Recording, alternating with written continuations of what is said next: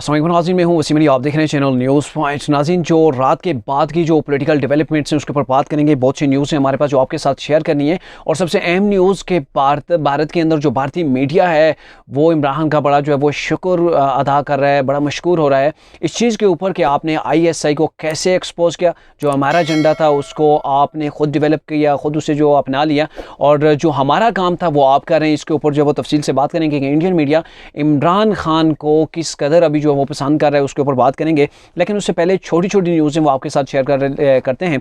जैसे कि FIA cipher audio जो इंक्वायरी कमीशन था, उन्होंने शाह महमूद कुरैशी को तलब किया है 1 नवंबर को कि आप भी पेश हों। उन्हें नोटिस जारी कर दिया गया है कि आप पेश हों और इसके ऊपर तहकीकात करनी है। और इससे पहले आज जो सेक्रेटरी खारजा थे सोहेल खान, उनको भी तलब किया गया था, उनसे आज जो है वो इन्वेस्टिगेशन की गई है।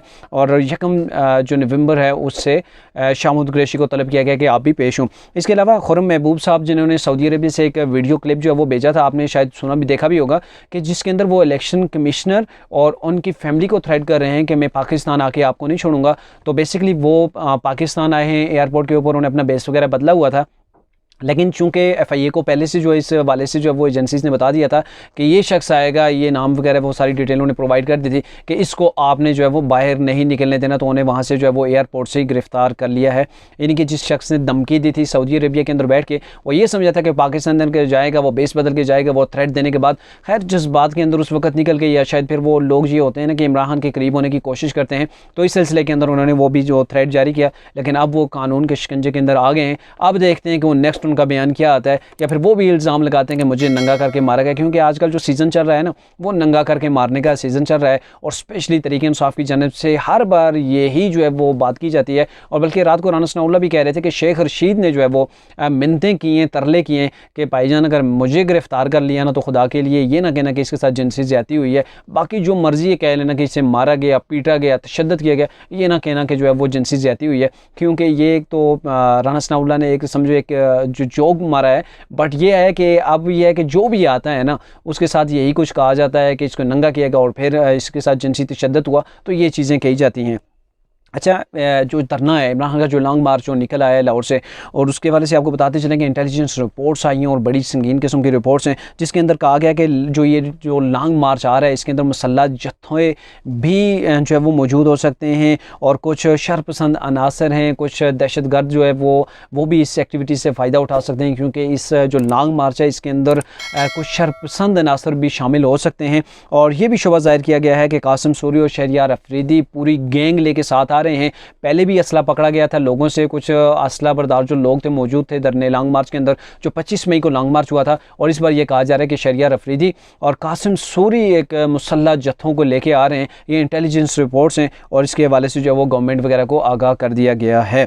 अच्छा, अब मामला ये है कि जो भारतीय मीडिया का जो मामला है उसके ऊपर बात करेंगे कि भारतीय मीडिया के ऊपर बड़ा वेला मचा हुआ है कि इमरान खान कैसे ISI को एक्सपोज कर रहे हैं। जो काम जो भारत का था, जो पाकिस्तान के दुश्मन मुल्क का था, वो अब इमरान खान करने जा रहे हैं। उनको जो है वो उसके ऊपर आज फैज़ल हसन चौहान ने रात को भारतीय मीडिया को ज्वाइन किया, तो वहाँ पे इंटरव्यू उन्होंने दिया। तो इंटरव्यू के अंदर फैज़ल हसन चौहान को भारतीय मीडिया ने लताड़ कर दिया और गोया कि ये पाकिस्तान की बदनामी है कि फैज़ल हसन चौहान जैसे लोग चले जाते हैं। यहाँ पाकिस्तान के जो मामला हैं, आपका लीडरशिप जो कुछ कर रही है वो तो सबके सामने है, बट यह है कि जब इंडियन मीडिया को आप ज्वाइन करते हैं, पाकिस्तान की मीडिया के ऊपर तो आप बोलने के काबिल नहीं, और आप चले जाते हैं इंडियन मीडिया के ऊपर, वहाँ पे जाके उनके सवालात के सही जवाब नहीं दे पाते और पाकिस्तान की जो है वो आप इंसल्ट करवाते हैं।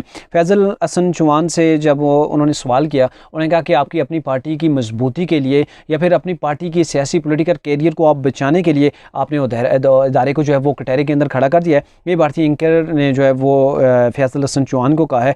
तो आप अभी हिंदुस्तान के चैनल के ऊपर आप बात करने के काबिल नहीं हैं, मतलब आप जो है वो दिक्कत हो रही है आपको बात करने में, इस सवालात के जवाब देने में, क्योंकि आपने अपने उस इदारे को, जो आपका सबसे बड़ा सुप्रीम इदारा है, उसको आपने जो है वो कटहरे के अंदर लाके खड़ा कर दिया। सिर्फ अपनी पॉलिटिकल कैंपेन के लिए, अपनी पॉलिटिकल स्टेबिलिटी के लिए आपने उसे ऐसा कर दिया, उसको जो है वो आप टारगेट कर रहे हैं। तो इसके ऊपर ये कहा है जी फैज़ल हसन चौहान ने, ये आपकी ख्वाहिश हो सकती है कि ISI के खिलाफ प्रोपेगेंडा हो, ISI को हम एक्सपोज करें, ISI के खिलाफ जो है वो धूम धमका हो हमारी सियासी जमातों की जानब से। तो इसके ऊपर जो भारतीय एंकर हैं उन्होंने ये कहा कि ये तो हमारा ख्वाहिश नहीं है, ये तो हमारा एम है, ये हमारा मकसद है, ये हमारा मनहज है कि हमने जो है वो इसको एक्सपोज करना है, लेकिन अभी ये काम आप कर रहे हैं, थैंक यू सो मच।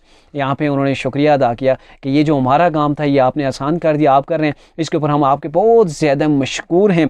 और इसके बाद फैज़ल हसन चौहान ने कहा जी मैं एक पाकिस्तान का ज़िम्मेदार सियासतदान हूँ, अपने आप को पाकिस्तान का ज़िम्मेदार सियासतदान कह रहे हैं जी फैज़ल हसन चौहान साहब, और मैं जो है वो ज़िम्मेदार जो है वो सियासतदान हूँ, और ये हमारा एजेंडा नहीं है कि हम जो है वो अपनी इस्टेब्लिशमेंट को या अपनी आईएसआई को जो है वो एक्सपोज करेंगे।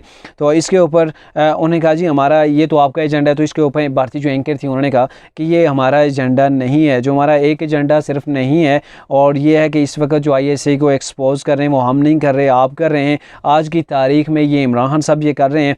तो इमरान खान जो अभी मोस्ट डेयर हो गए हैं जी अपनी इस्टेब्लिशमेंट के हवाले से, इसीलिए इन्होंने आईएसआई के पोल खोलने का इरादा कर लिया है, और इससे बार वो हमें थोड़े पसंद भी आएंगे। So all the best to you. तो यहाँ पे ये देखें कैसे दुर्गत बनाई गई फैज़ल हसन चौहान की। और जो इमरान खान ये कहा करते थे कि मासी के अंदर कि नवाज शरीफ की तारीफ़ें कर रहा है इंडियन मीडिया, इंडिया को जो है वो नवाज शरीफ जो पसंद है, या फिर नवाज शरीफ को सपोर्ट कर रहे हैं इंडियन मीडिया, और अभी देखें इमरान खान को कैसे सपोर्ट किया जा रहा है, कैसे उनके लिए बेस्ट ऑफ लक के जो है वो मैसेजेस इंडिया से आ रहे हैं, और इंडियन मीडिया पूरे के पूरे प्रोग्राम्स अभी कर रहे हैं इमरान खान के ऊपर। और ये कहा जा रहा है कि जो पाकिस्तान के अंदर जो कुछ इमरान खान कर रहे हैं वो जो हम कर रहे थे उसी की सहूलतकारी हमें दे दी गई है। और इसके अलावा एक और चैनल के ऊपर जो टिकर्स चले हैं, या फिर उसे आप ब्रेकिंग न्यूज़ जो कह सकते हैं, उसके अंदर ये कहा कि क्योंकि इमरान खान ने कल लॉन्ग मार्च जब शुरू किया तो स्टेज के ऊपर उन्होंने इंडियन गवर्नमेंट की तारीफ़ की थी, और कहा था कि पाकिस्तान के अंदर चोरों की गवर्नमेंट है, हमारे पड़ोस के अंदर भारत के अंदर ज़बरदस्त किस्म की हुकूमत है, उसके हर मामला जो वो परफेक्ट हैं। इसके ऊपर जो भारतीय मीडिया ने कहा है कि इस बार इमरान खान को अपनी नहीं